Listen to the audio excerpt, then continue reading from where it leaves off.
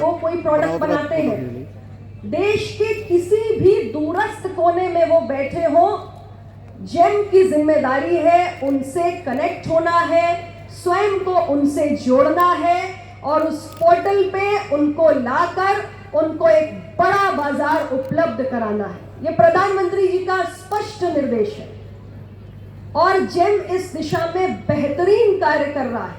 देश के कोने कोने में पहुंचने का जो प्रयास है वो निरंतर जारी है और इस क्रम में बहुत सारे आउटरीच एक्टिविटीज,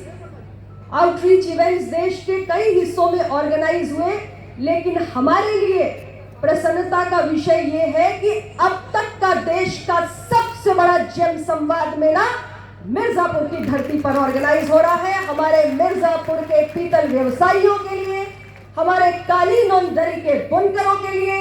हमारे मिट्टी के पात्र बनाने वाले पॉटरी एसोसिएशन के मेंबर्स के लिए, हमारे एफपीओस के लिए, स्वयं सहायता समूह की महिलाओं के लिए और लकड़ी के खिलौने बनाने वालों के लिए ये सबसे बड़ी कवायद जेम के माध्यम से हमारे अपने जनपद मिर्जापुर में की गई है। इसके लिए मैं पुनः इनको बहुत बहुत धन्यवाद देना चाहती हूँ। और कई दिनों से निरंतर ये टीम मिर्जापुर में लगी हुई है कि अधिक से अधिक न केवल इस कार्यक्रम का प्रचार प्रसार हो, अपितु जितने भी हमारे एमएसएमई वाले पीतल व्यवसायी हैं, जितने भी हमारे बुनकर हैं, हस्तशिल्पी हैं, सबको ढूंढ ढूंढ कर इन्होंने स्वयं अप्रोच किया है, उन तक ये पहुंचे हैं और अधिक से अधिक लोगों को लाकर उनको पोर्टल पे पंजीकरण कराने के लिए इन्होंने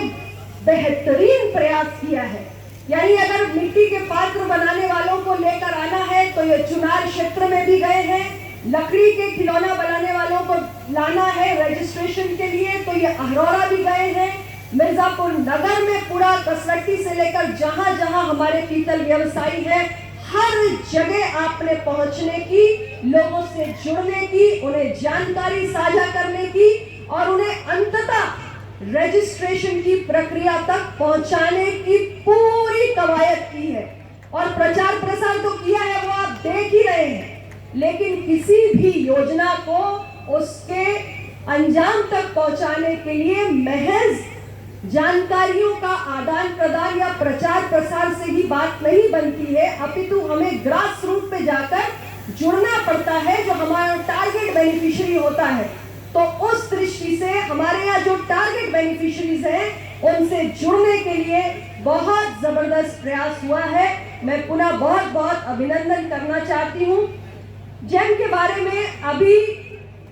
आपने बहुत सारे हमारे वक्ताओं को सुना, जेम की शुरुआत क्यों हुई।